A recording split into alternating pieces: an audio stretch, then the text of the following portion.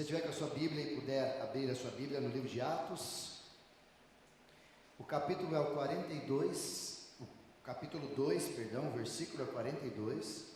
Eu quero te convidar para você caminhar comigo um pouco na nossa conversa bíblica. E hoje, em especial, nós estamos falando, hoje é o último domingo da nossa série, Igreja Fora da Igreja, é o que nós estamos conversando. E a construção que nós viemos fazendo nesses encontros, últimos encontros, nós falamos já sobre a essencialidade da igreja, como a igreja é essencial para a sociedade, para a família. Falamos sobre o que é igreja, o que é culto, esse templo, tudo isso. E depois nós entramos numa segunda parte dessa série, que é sobre o que acontece no culto. Por exemplo, os 4 exercícios que nós temos em todos os cultos: oração, adoração, palavra e comunhão. Comunhão como nós estamos tendo hoje, como nós vamos falar, inclusive hoje. Falamos sobre oração, como orar, no texto de 1 Tessalonicenses 5,17, orai sem cessar, falamos bastante sobre isso, como orar, e falamos também por que orar, por que eu e você deveríamos nos apegar mais à oração. Depois falamos sobre adoração, a nossa seminarista Fernanda falou sobre isso, trazendo-nos a compreender que a adoração é muito mais do que uma prática, um exercício no encontro, é um estilo de vida da qual nós vivemos e praticamos diariamente. E nas 2 últimas semanas nós falamos sobre a palavra, por que eu deveria ler a Bíblia mais e como ler a Bíblia mais. Semana passada nós falamos sobre as 3 formas, que é a leitura corrida, a leitura meditativa e a leitura de ensino, de estudo, para você não só tê-la e ensiná-la. E aqui eu fiquei muito feliz porque algumas pessoas acabaram me ligando falando: pastor, que Bíblia que eu compro? E para não só dizer a Bíblia que você compra, eu também comprei e chegou a minha. Essa é uma sugestão que eu te dou, caso você queira comprar uma Bíblia, investir dinheiro numa Bíblia nova para você ler. Vários irmãos da igreja compraram e está aqui uma linda Bíblia. Você comprar caso você queira. Nossa, que grande, pastor. É, irmão, aqui é para gente grande, né? Então, não aguenta, desce para o playground. Aqui é para gente grande. Olha que linda, uma Bíblia maravilhosa. Mas de repente, se você quiser também, o irmão da igreja falou: pastor, eu vou te dar uma Bíblia. Nem me avisou, só me deu de presente essa linda Bíblia. Eu amo essas Bíblias. Essa é uma Bíblia de estudo, aplicação pessoal. É linda também. E ela acrescenta, se você conseguir ver daí, o pessoal que está na internet também está conseguindo enxergar, além das leituras, você tem também alguns comentários muito legais. Então a Bíblia é linda para você se debruçar, e garanto para você que você passa horas lendo, conversando com a palavra, meditando, porque tem muito conteúdo aqui para você aprender também. Então uma Bíblia muito legal, ganhei, o meu presbítero Silas me presenteou com essa linda Bíblia, olha que linda, toda de couro, chique, nessa versão transformadora. Mas de repente, se você falar: pastor, eu queria uma coisa mais clean, tem uma Bíblia Slim, olha que bonitinho, olha que coisa linda. Essa inclusive tem letras maiores para nós que não enxergam, tipo eu, né? Uma letra mais graúda, mas aí ó, dá para enxergar desde longe, ó. E ela só tem o escrito. Então, para a leitura corrida, essa é indicada. Eu estou lendo nessa que eu acabei comprando para esse propósito. Eu estou lendo o Antigo nessa e o Novo Testamento uma outra em casa. Então, para leitura corrida, não tem como parar, não tem para fazer nada, então você vai lendo. Daqui a pouco você faz parte daquele grupo de homens e mulheres de Deus que leram a Bíblia o ano inteiro, ou pelo menos uma vez na sua história. Por isso convido você a pegar a Bíblia, a lê-la, a comprar, investir no dinheiro, né, João? É importante a gente também no John Knox, a nossa Bíblia está ali junto. Então, faça um investimento em você mesmo, compre uma Bíblia. Essa eu ganhei, a outra eu comprei, e eu prometi que eu daria uma Bíblia para você caso você não tivesse Bíblia. Mas os irmãos: pastor, eu tenho, mas eu não tenho uma dessa. Eu falei: mas uma dessa aí tem que acabar com o pastor, né? Assim me quebra. Imagina o pastor dar de presente uma para cada um de vocês, uma Biblinha dessa aqui. Eu até posso dar, se você comprometer a ler ela comigo direto. Bora? Se falhar uma, você me dá 3. Falhou um dia, perdeu, né, João? Perdeu um dia, você me paga 3 dessa para eu dar de presente para outra pessoa. Aí eu te dou de presente. Uma Bíblia linda dessa, vale muito a pena a gente estar junto e compartilhar desse instrumento de Deus aí. Mas eu também fiz um desafio na semana passada, que eu gostaria muito que alguém lhe incomodasse durante a semana, lhe perguntando a razão da vossa fé. No texto de 1 Pedro, né, Paulo, por favor, 1 Pedro capítulo 3, versículo 15, o texto diz assim, olha o que diz a palavra de Deus, que nós falamos semana passada. Pelo contrário, santifique-se a Cristo como Senhor no seu coração, e estando sempre preparados para responder a todo aquele que pedir razão da esperança que vocês têm. A proposta que eu coloquei, o desafio que eu coloquei semana passada, no final de semana, é que eu e você tenhamos um encontro com alguém, ou uma conversa com alguém, ou alguém chegar para a gente perguntar sobre a Bíblia para nós. E eu não sei se você foi alcançado por isso, mas na terça-feira eu estava no posto de gasolina, eu lavei o carro, deixei lá, fiquei lá, a pessoa lavando o carro, fiquei lá aguardando um pouquinho, depois que lavou o carro, peguei a chave, fui entrar no carro, ele chegou para mim, perguntou, você é pastor, né? Eu falei, sim, sou pastor. Então, posso te fazer umas perguntas bíblicas, que eu tenho dúvidas? Eu falei, vixe. Aí eu brinquei com ele, até respondi, falei, opa, claro, se você é resposta de oração. Ele, como? Eu falei, não, depois eu te explico, pergunta aí. Aí ele perguntou várias coisas, perguntou sobre Santa Ceia, 1 Coríntios 11, perguntou sobre outras coisas, enfim, uma pessoa que trouxe ao meu coração exercitar, a perguntar, a responder a razão da fé que tem. E isso é tão importante para a gente, porque isso faz com que as pessoas olhem para nós e nos veem com a autoridade daquilo que nós conhecemos. E segundo o próprio apóstolo Pedro, nós precisamos estar preparados para responder a razão da nossa esperança, ou a razão da nossa fé, numa outra tradução. Por isso que, falando sobre comunhão, que é o ponto que nós vamos conversar um pouquinho hoje na palavra, eu quero voltar ao texto de Atos, capítulo 2, versículo 42, você pode passar ali, por favor, Paulo, Atos 2, 42, onde nós temos aqui a expectativa do versículo 42 até o finalzinho do capítulo 2, a expectativa de como viviam os primeiros cristãos, o jeito de ser igreja, como que a igreja se ministrava, como que a igreja se organizava, o que acontecia com a igreja.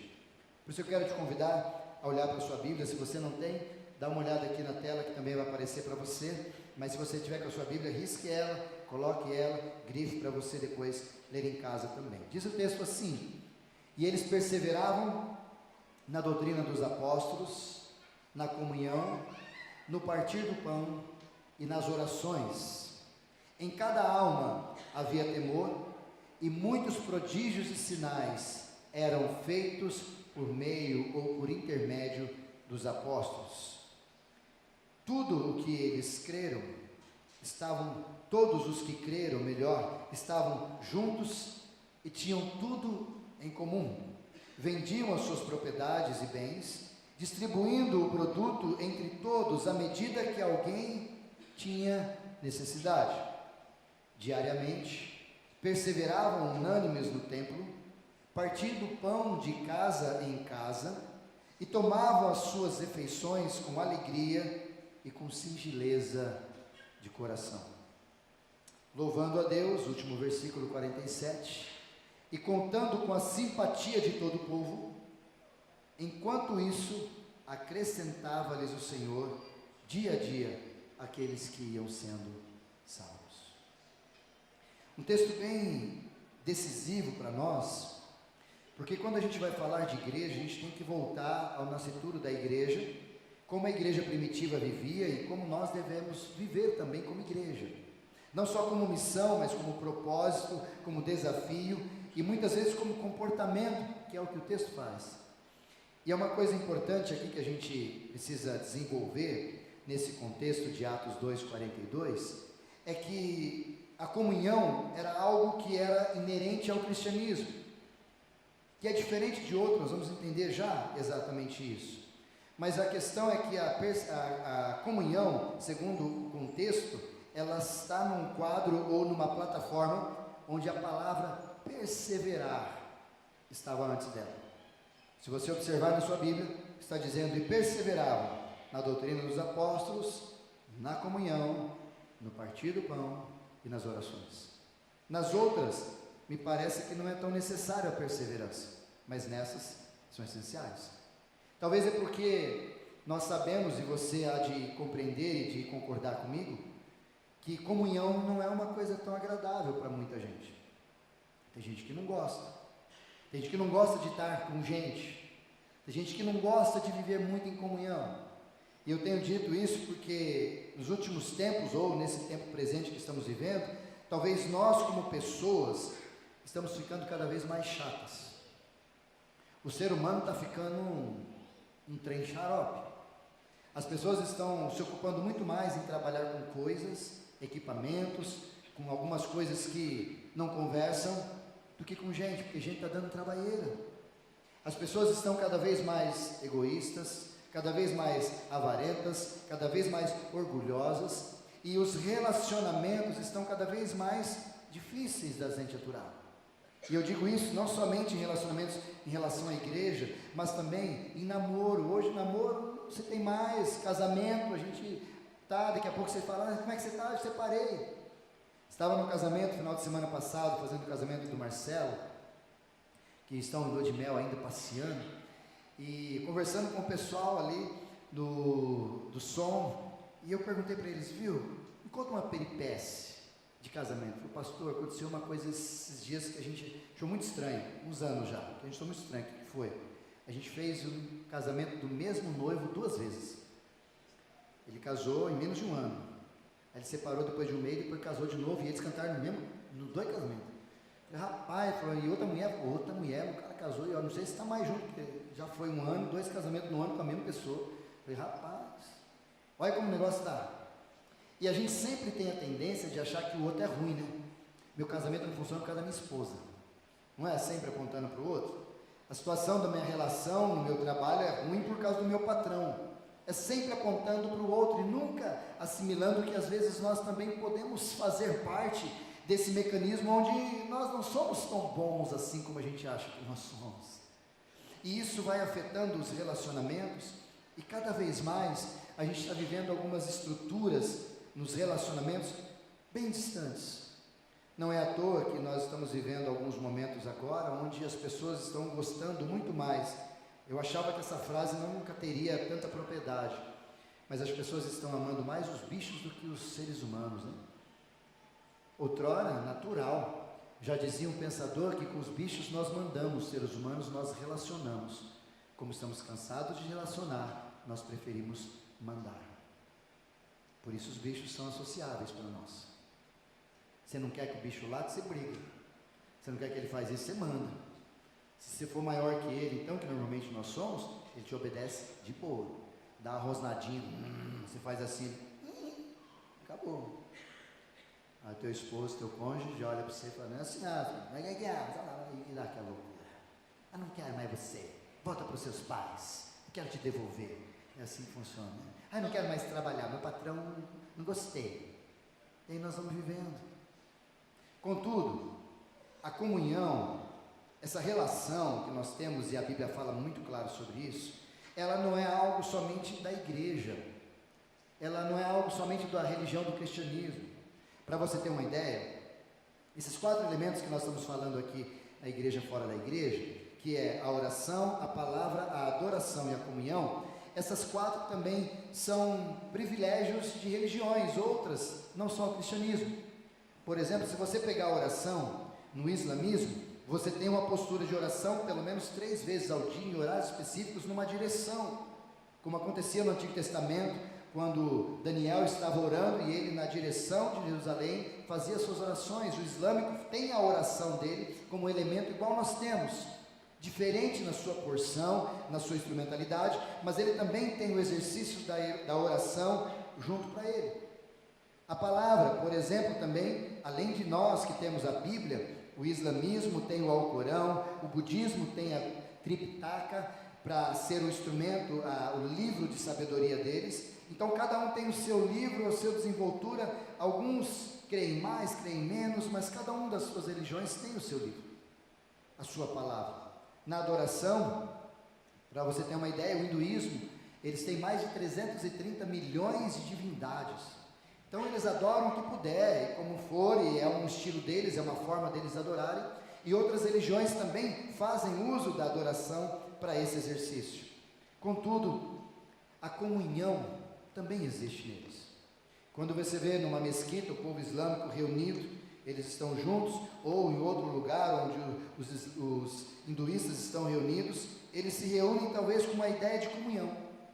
Mas também, apesar de ser religião, não é igual à religião ou não é igual à comunhão do cristianismo. Até porque no cristianismo a oração não é de qualquer forma. No cristianismo há um padrão. João 14,6, Jesus vai dizer que eu sou o caminho, a verdade e a vida. Ninguém vem ao Pai se não for por mim. No mesmo, quando ele vai dizer no capítulo 13, versículo 14, ele vai dizer, pedindo ao Pai, tudo que você pedir ao Pai em meu nome, eu vou lhe conceder. Então há um caminho na nossa oração, nós não oramos de qualquer forma, pelo contrário, nós oramos ao Pai, para que o Filho, em nome do Filho, e o próprio Espírito Santo, Romanos 8, 26 e 27, nos ajuda em nossa demanda a despeito das nossas orações. Inclusive o texto diz que nós não sabemos orar como convém, mas o Espírito Santo de Deus nos ajuda. Então nas nossas orações é diferente a oração do cristianismo com a oração de qualquer outra religião.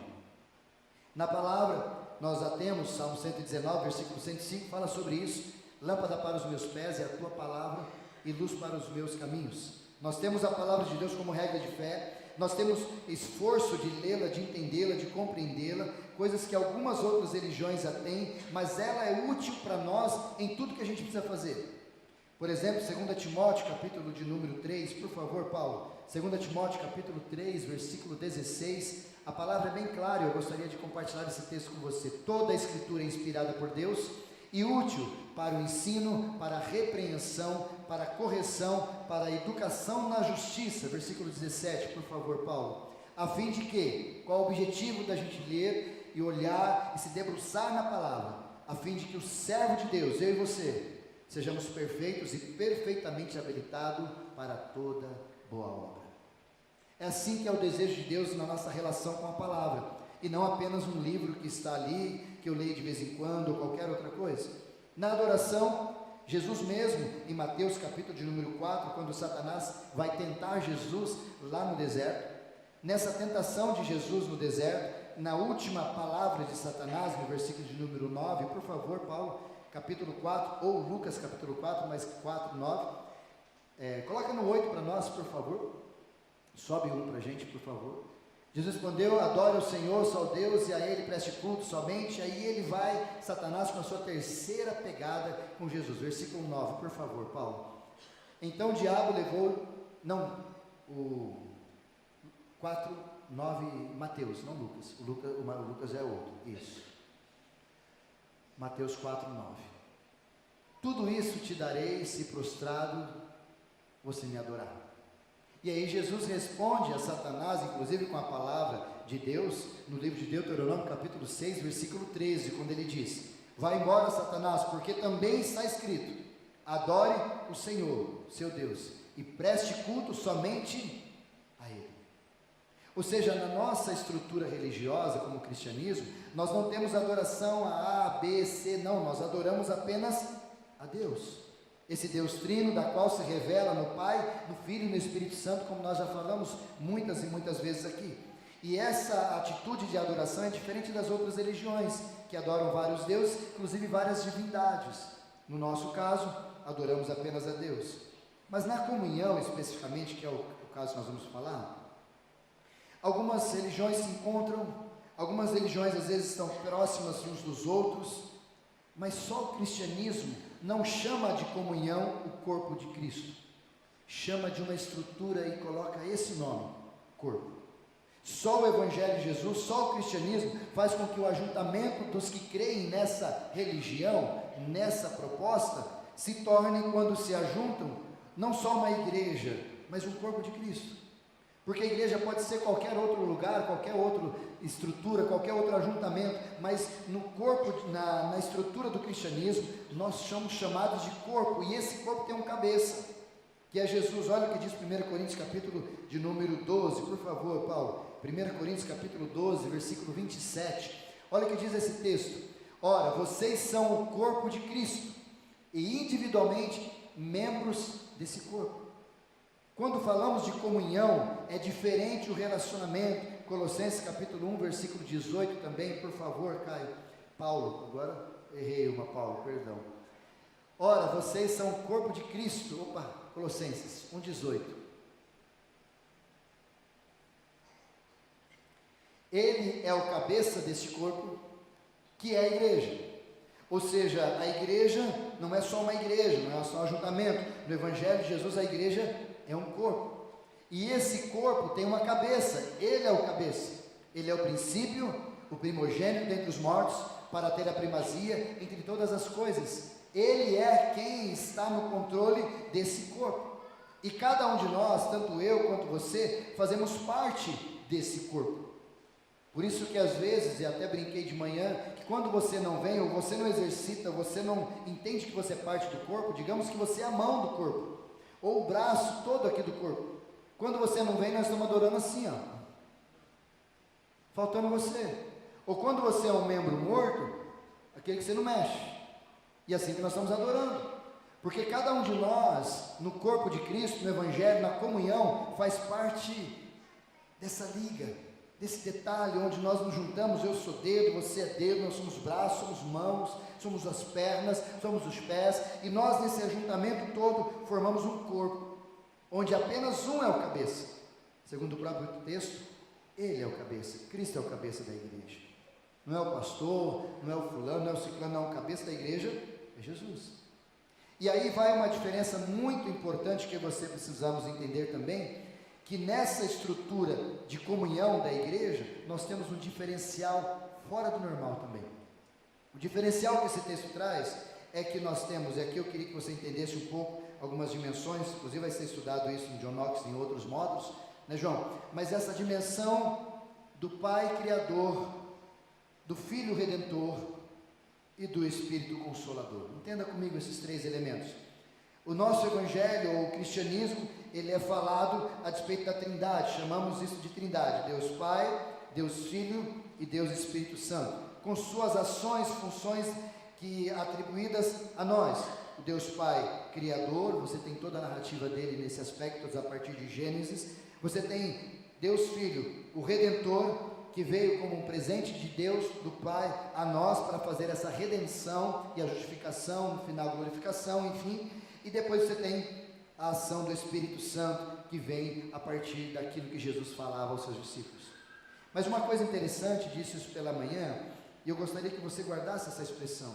Me parece, olhando a Bíblia, lendo-a de forma tranquila, me parece que a Trindade não desce para a terra de forma completa. Não estou falando heresia nenhuma, mas me parece, segundo o próprio texto, e vou citá-lo para você, que cada um deles tem o seu espaço, o seu momento, a sua ação, inclusive da criação. O Pai envia o Filho vem, Gênesis, falando sobre isso, Gênesis capítulo 3, avisando que o Filho viria, mas ele vem, e ele quando está aqui, antes de ir embora, no Evangelho de João, ele avisa, eu preciso ir, porque se eu não for, o Consolador não pode vir, numa ideia talvez de que a terra não suporta a Trindade. É muita coisa para nós, entende isso? Não estou fazendo heresia de forma alguma, mas eu estou dizendo para você que o próprio Cristo diz, eu vou, tanto que o texto que ele diz isso, ele vai dizer para nós também, nos antecedentes do texto, não se turbe o vosso coração, credes em Deus, credes também em mim. Na casa do meu Pai há muitas moradas, se não fosse assim, eu vou teria dito, vou preparar-vos um lugar. E ele começa dando esse conforto para os discípulos, mas ele diz para os discípulos que eu enviarei o Consolador, o Paráclitos, para que ele esteja com vocês, viva com vocês e faça vocês lembrarem de tudo aquilo que vocês têm aprendido junto comigo. Ou seja, Jesus lá em João avisa que o Espírito Santo viria, e antes da sua ascensão ele relembra disso.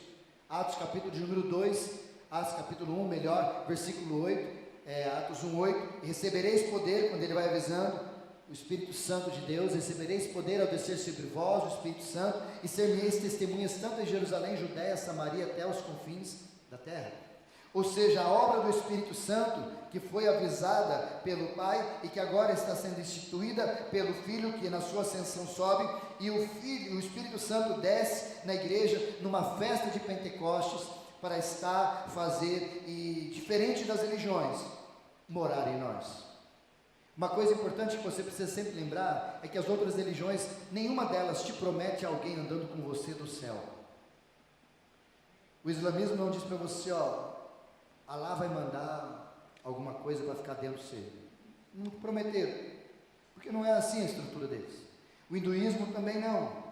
O budismo talvez até tire de você essa força, dizendo dentro de você há algo que você tem que arrancar dali, é aquela força sua, e dentro de você tem poder, há uma luz, pode falar o que for, mas o único das religiões que oferece, dizendo, ó, a própria Trindade, o próprio Deus quer morar e habitar em nós. Como nós falamos semana passada, que nós somos templo do Espírito, morada de Deus, como diz o apóstolo Paulo, e ser morada de Deus nos leva a no mínimo ter um pouco de temor e tremor, não é?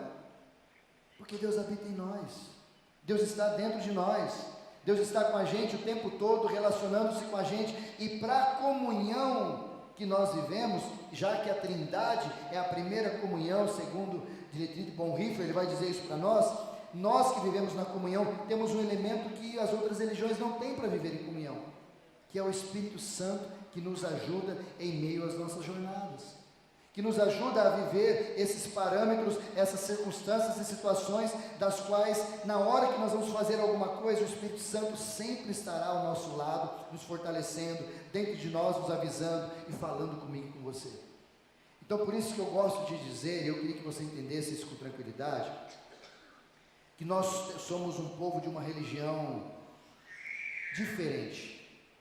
E não só diferente, mas nós estamos um passo à frente. Nada contra as outras religiões, mas nenhuma delas diz que o próprio Deus anda com você o dia todo. Nenhuma delas diz para nós que nós somos santuário do Espírito. Nenhuma delas vai nos dar a certeza de que em momentos difíceis, além de não sabermos como orar, o Espírito Santo de Deus intercede por nós com gemidos inexprimíveis. Por isso que, para nós que somos do Evangelho, há uma circunstância que a gente precisa entender.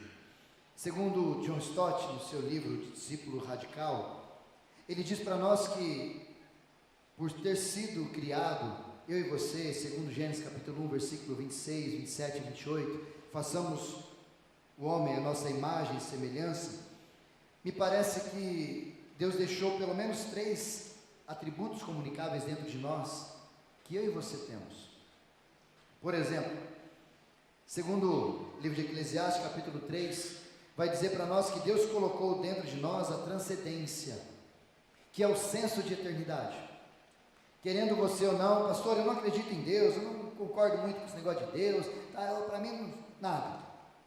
Irmãozinho, mas quando a morte bater, quando uma doença aparecer daquelas difíceis, você vai falar, opa, e agora? Para onde que eu vou? Ah, não, mas acho que acabou. Será? É tão simples assim?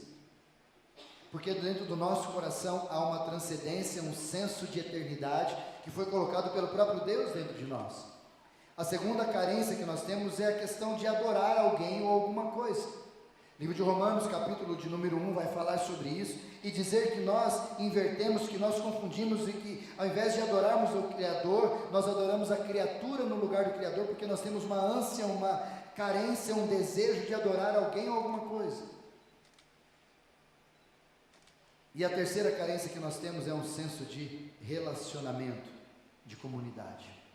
Porque o próprio Deus é uma comunidade. Como nós somos, da mesma forma, como nós fomos feitos, semelhança e imagem dele, ele também colocou dentro de nós essa carência de relacionamento.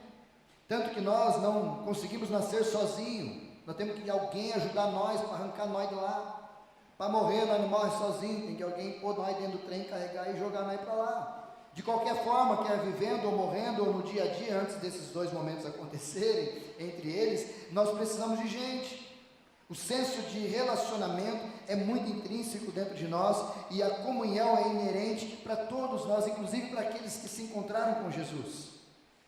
Nós temos que entender que a comunhão é algo que está no nosso coração e precisa ser claro. Por isso eu quero trazer alguns desafios para você sobre comunhão, para a gente entender como funciona a comunhão. No livro de João capítulo 17, por favor, Paulo, coloca para mim, João capítulo 17, versículo 20, olha o que diz esse texto, eu quero que você leia comigo. Jesus dizendo: não peço somente por estes, mas também por aqueles, Jesus orando por mim e por você na oração sacerdotal de Cristo, é esse capítulo 17, mas aqueles que vierem a crer em mim por meio da palavra que eles falarem. E a palavra falada chegou a nós e nós somos esses das quais Jesus está orando. Versículo 21, por favor, Paulo. Olha o que diz o texto: a fim de que todos sejam unidade. E como tu, ó Pai, estás em mim e eu em ti, também eles estejam em nós. Para quê?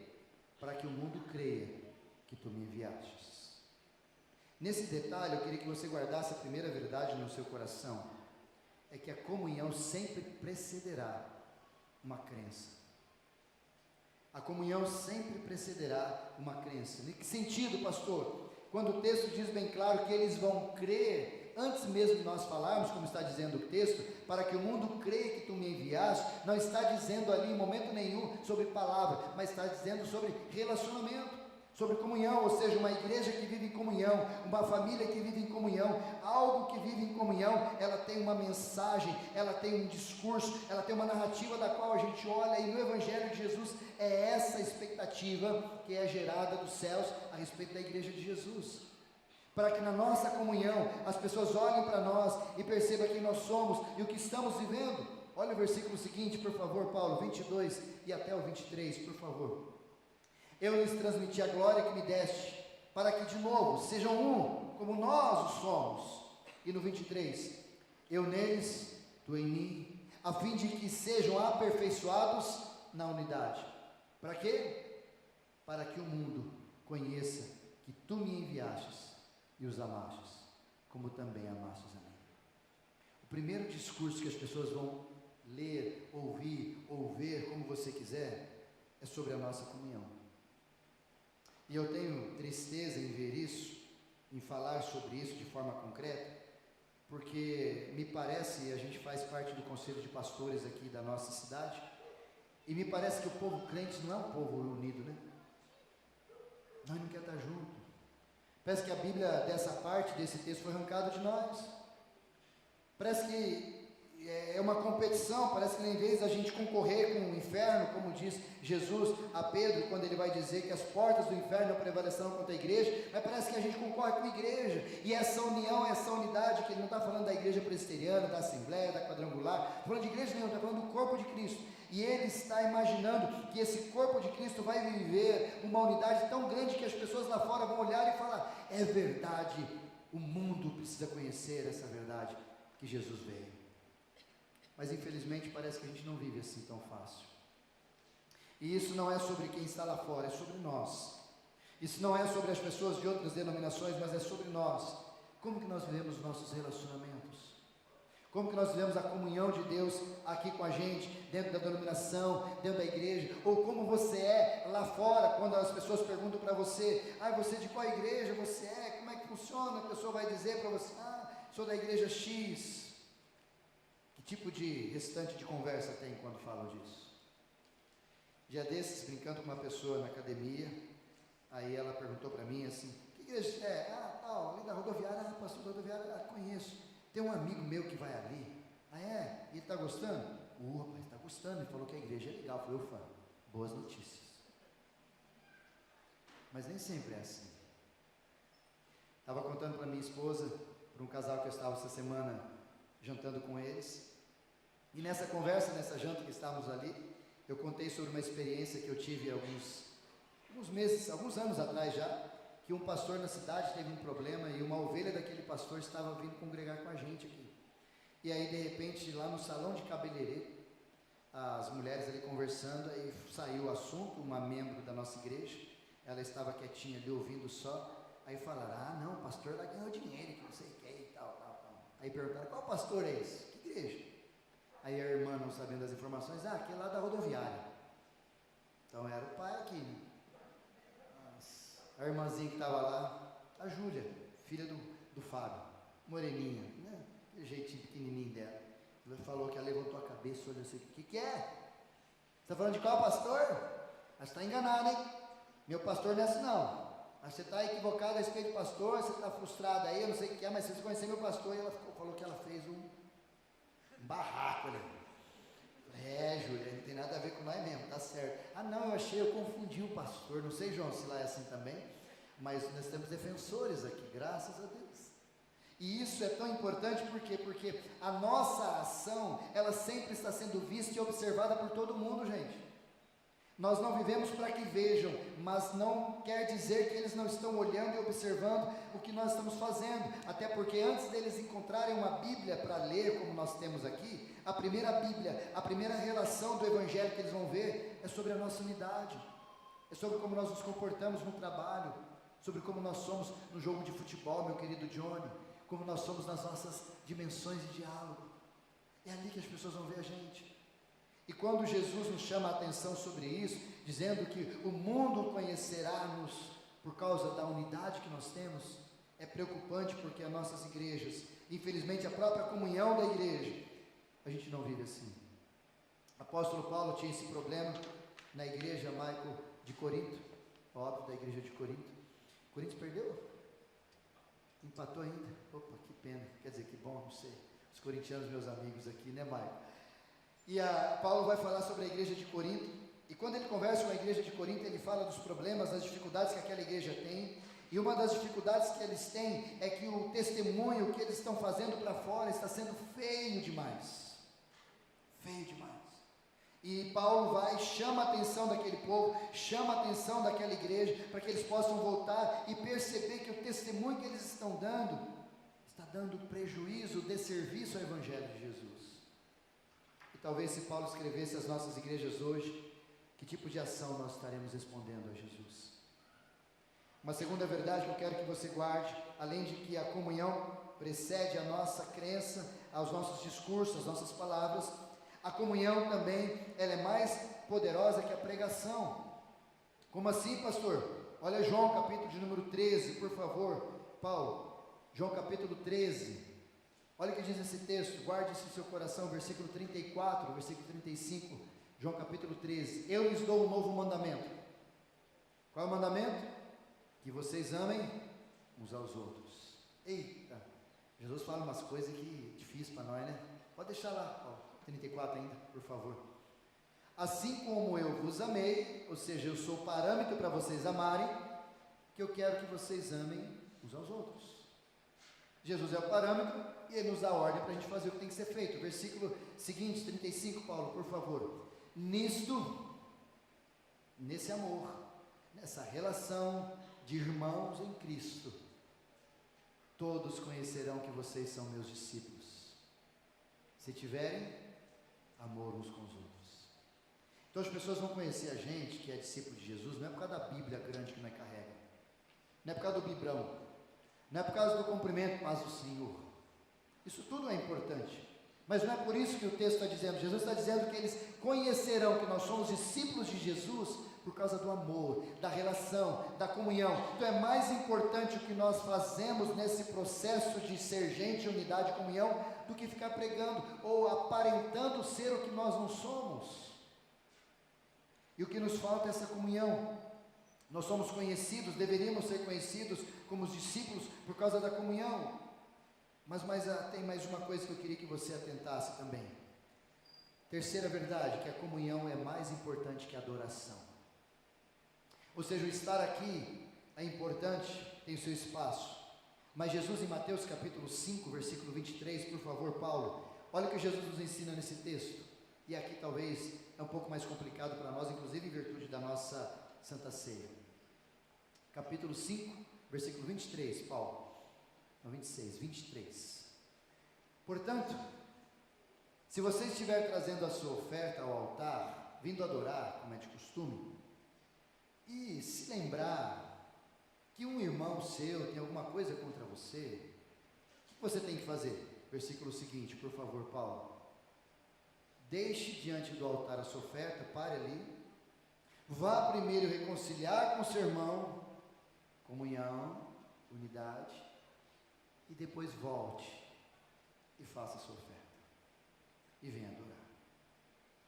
O que Jesus está ensinando a gente, que a comunhão é tão importante para a nossa estrutura, para a nossa vida, que quando nós estamos quebrando essa comunhão, quando uma mão, vou usar disso, não quer falar com a outra mão, o corpo padece porque ninguém come. Concorda? Eu também não vou dar comida. Você quer saber? Eu também não vou. E os dois ficam brigando aqui, ninguém pega o garfo, ninguém pega a faca, e a boca fica aqui, viu? E aí, como é que nós faz? Por causa de dois membros que estão brigados entre si.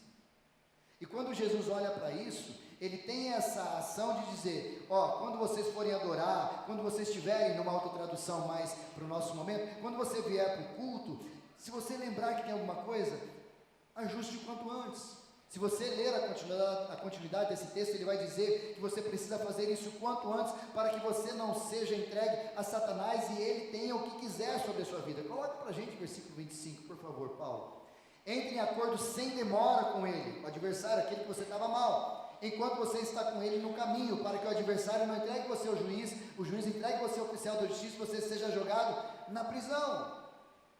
Já falamos um pouco sobre isso, não é a hora, mas aí está falando sobre perdão, sobre liberar perdão, sobre voltar ao relacionamento, e uma igreja precisa viver assim, irmãos. Mas a realidade, talvez que a gente vive, talvez lá em Bauru, João, não tem isso, mas lá onde eu era pastor em Sorocaba tinha, onde os irmãos sentavam nos extremos da igreja, porque não conversavam com aquele irmãozinho. Como assim, irmão? Essa é a igreja de Jesus, irmão. Ele morreu para nos dar unidade e a gente está vivendo dessa forma por quê? Como por exemplo também, aqui não e nem em Bauru, mas talvez em Sorocaba isso acontecia, onde as pessoas têm o encontro da mesa do Senhor, como hoje nós temos aqui o privilégio de cear a mesa do Senhor, e ao cear a mesa do Senhor, as pessoas falam assim, como tem no texto de 1 Coríntios capítulo 11, quando ele vai tratar da Santa Ceia, e naquele capítulo 11, 12, ali, todo esse enredo, quando fala para você discernir o corpo, para você não tomar indignamente, a gente fala, pastor, hoje eu não vou no culto. Por que você não vai no culto? Porque é Santa Ceia. E por que você não vai tomar a Santa Ceia, irmão? É porque eu estou chateado, estou brigado com o irmão, então é melhor eu não tomar. Pelo menos eu sou sincero. Irmão, você vai ser sincero no inferno também desse jeito. Sincerão, bonzão. Não foi isso que Jesus mandou nós fazer não, irmão. O que Jesus mandou nós fazer é, se tem alguma coisa, vá com ele, vá conversar, como diz o texto, vá acertar e deixe a sua oferta ali para que você entre em relacionamento, em comunhão, para que não haja mais nada disso. Mas infelizmente nós usamos da Santa Ceia, que é o elemento de reconciliação, a maior demonstração de amor de Deus sobre nós, a maior visibilidade de unidade, independente de quem esteja à mesa, que Cristo fez, e a gente utiliza dela como uma desculpa para a gente não se reconciliar. Por isso, o livro de Hebreus, finalizando, nos diz no capítulo 10, por favor, Paulo, Hebreus capítulo 10, versículo 25, fala alguma coisa para a gente entender aqui. Olha o que diz esse texto.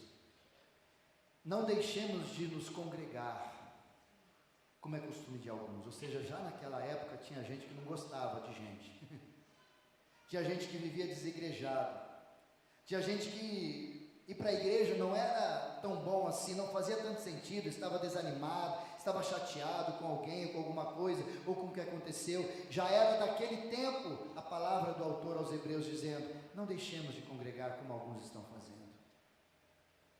Porque, irmãos, congregar não é fácil, comunhão com o povo de Deus não é fácil. Eu não sou fácil, você não é fácil. Eu acordo, tem dia que eu não estou nos meus melhores dias, e você também tem os seus dias que não são tão bons. Quando alguém chega e você, bom dia para quê?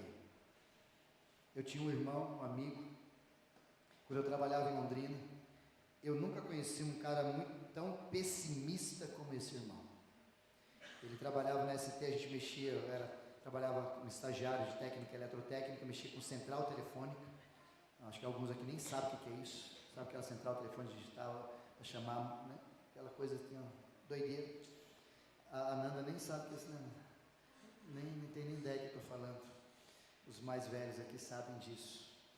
E eu chegava no trabalho, todo animado, segundo a minha esposa, eu durmo dando risada, acordo dando bom dia para cavalo, assim mesmo, normal.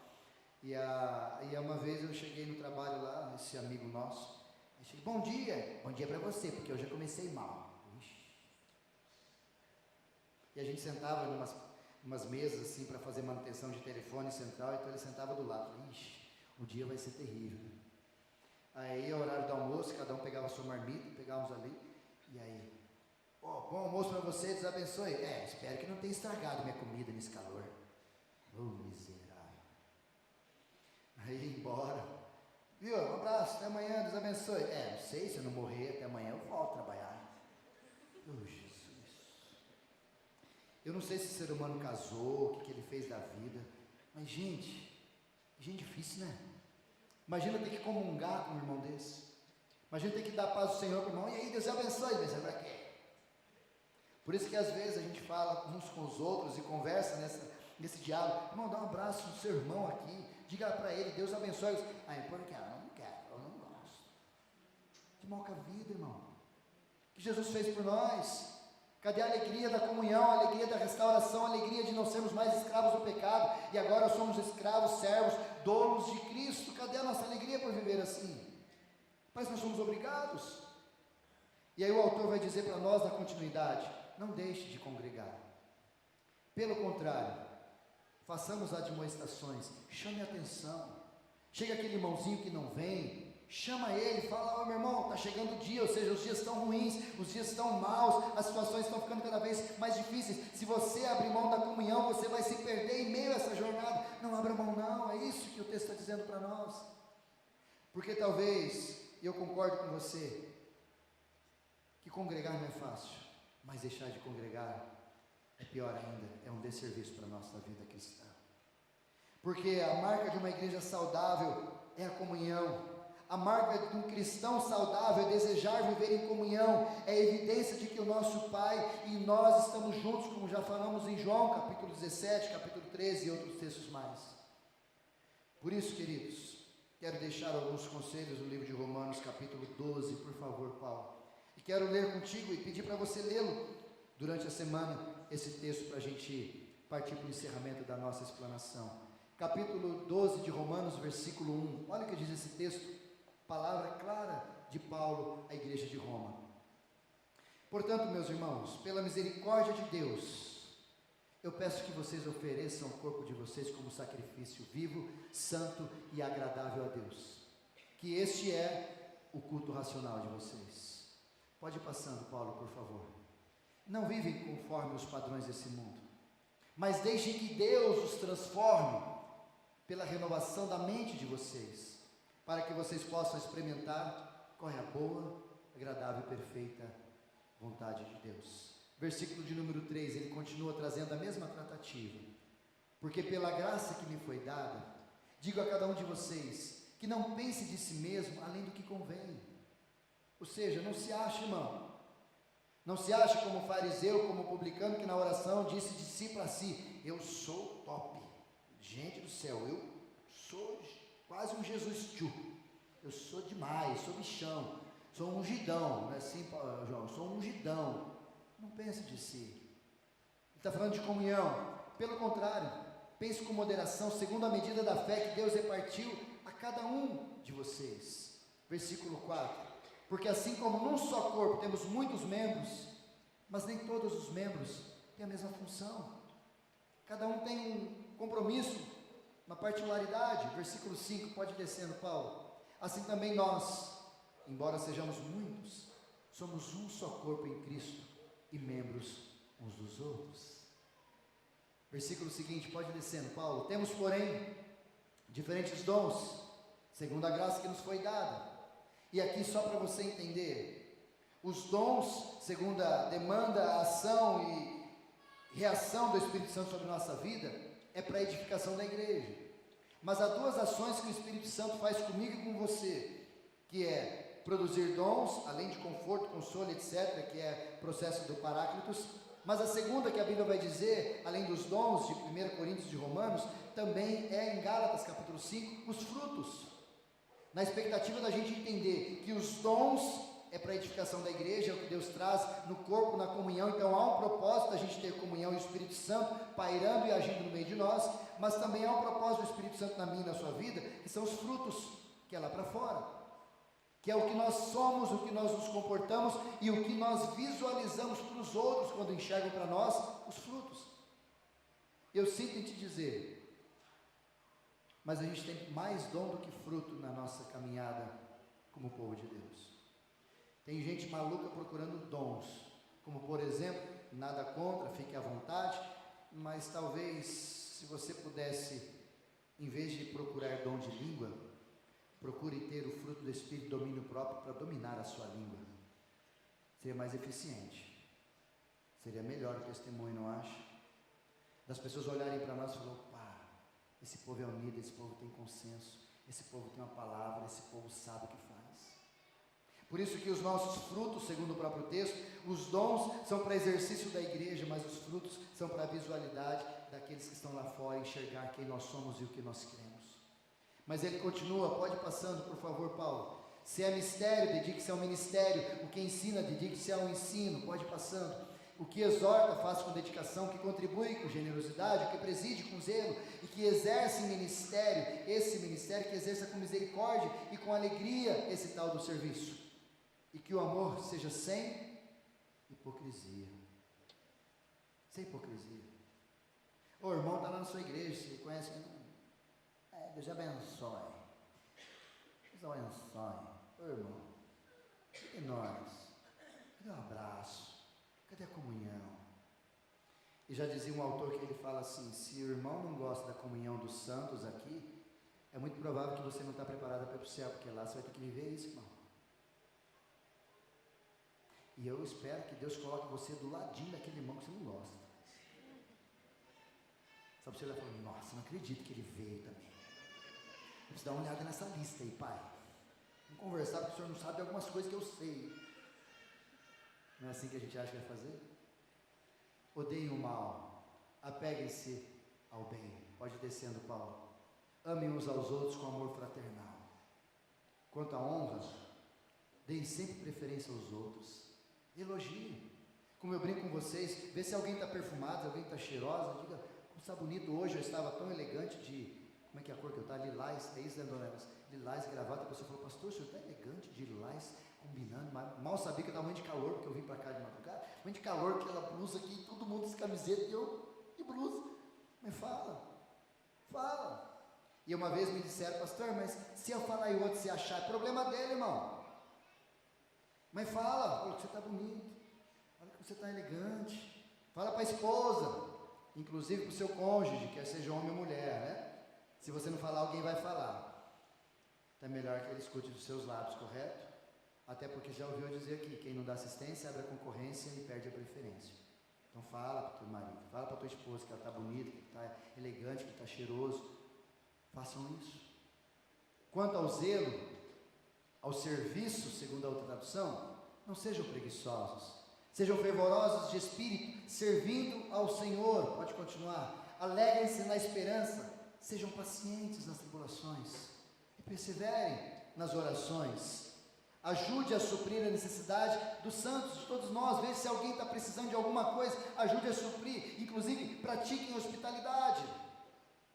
Qual a última vez que você chamou alguém para ir na sua casa, irmão? Qual a última vez que você convidou alguém para cear na sua mesa? Ah, pastor, mas dá mais tempo. É verdade, você não come mais então, pelo jeito, né? Qual a última vez que você chamou uma família para ir na sua casa? Eu vou me atrever aqui. Qual a última vez que você chamou o pastor para comer na sua casa? Brincadeira, pode me chamar que eu vou, não tem problema. Mas qual a última vez que você fez um almoço gostoso, uma janta, e falou: fulano, vamos lá comer com a gente? Por quê? Por nada, só para estar junto. E vem comunhão, hospitalidade. E ele continua dizendo: pratiquem a hospitalidade, abençoe aqueles que perseguem vocês. Abençoe e não amaldiçoe. Dentro da igreja tem gente que persegue a gente, né? Mas também é para nós não amaldiçoar, abençoar. Alegrem-se com os que se alegram. Se você sair da comunhão, a gente não vai se alegrar junto, irmão. E chore com os que choram. Se você não está na comunhão, nós vamos saber que você está ruim. Por isso que eu sempre comento com as pessoas, para a gente mandar mensagem durante a semana. Se você não viu fulano, não viu ciclano, manda uma mensagem, pergunta como é que está, porque a gente não tem, e eu não posso fazer isso, ter bola de cristal para descobrir o que está acontecendo, irmão. Ah, o fulano está doente, pastor não foi, porque o fulano está doente. Eu nem sabia que você estava vivo, irmão. Quanto mais doente, conversa. Chorar com os que choram, volta o texto, por favor, Paulo. Chorar com os que choram, se alegrar com os que se alegram, tem a ver com relacionamento, com dar a vida, conversar e se expor nas suas realidades, das mais difíceis às vezes, porque a gente tem alguém chorando com a gente. Mas ele, para finalizar, olha o que ele diz, versículo seguinte, por favor, Paulo. Tenham o mesmo modo de pensar uns com os outros, em vez de serem orgulhosos, sejam solidários com os humildes, não sejam sábios aos seus próprios olhos. Pode ir passando, Paulo, por favor. Não paguem a ninguém mal por mal. Ai, agora ele fez isso comigo, você vai ver, não vou nem te cumprimentar quando você vier na igreja. Faze o bem, irmão, diante de todos, inclusive. Versículo 18, Paulo, por favor. Se possível, no que depender de vocês, vivam em paz com as pessoas. Hoje de manhã uma pessoa me perguntou, falou, pastor, e quando não depende de nós? Eu falo, faça algo que dependa de você. E ele foi me chamar para perguntar, falou, pastor, eu tento me acertar com uma pessoa, mas ela não quer me ouvir, não quer isso, não quer tal. Eu falei, faz o seguinte, manda uma mensagem para ela, que pelo menos ela vai ler. Se depender de você que haja paz, faça o que tem que fazer. Agora, se o outro quer a paz, aí não é mais problema assim. Inclusive o texto continua dizendo sobre isso, por favor, Paulo.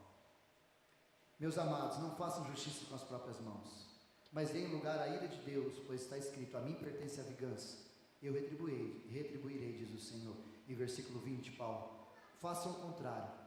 Se teu inimigo tiver fome, dá-lhe de comer, se tiver sede, dá-lhe de beber, porque fazendo isso, você amontoará brasas vivas sobre a cabeça dele.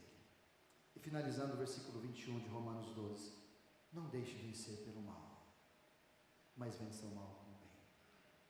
O que Satanás deseja com a gente, meus irmãos, não é fazer com que a gente o adore, mas é fazer com que a gente acredite que comunhão não é algo que a gente precisa viver.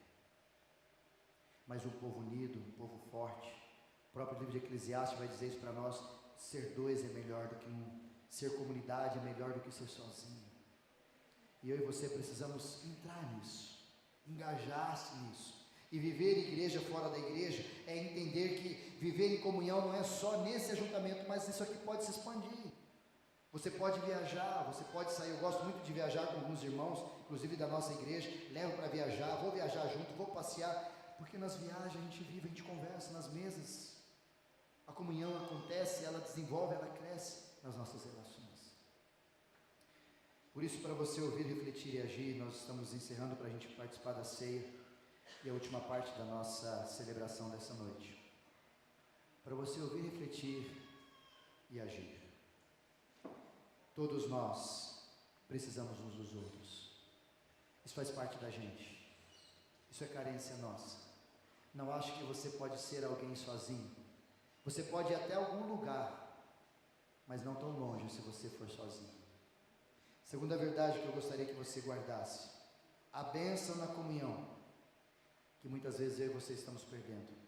Como se alegrar com os que se alegram, que pode ser testemunho para você continuar firme. Chorar com os que choram, que é força que nos dá para a gente continuar a nossa jornada, mesmo apesar dos percalços. Que é cuidar, que é suportar uns aos outros. E você fora da comunhão, você não alcança algumas bênçãos que só tem para quem está na comunhão. E por último, seja intencional, na igreja, fora da igreja, mas seja intencional para viver em comunhão. Não é sobre qualquer coisa, é sobre mim e sobre você. Seja intencional para fazer com que as pessoas saibam que a gente está unido por causa de Jesus. Quero convidar você a fechar os teus olhos.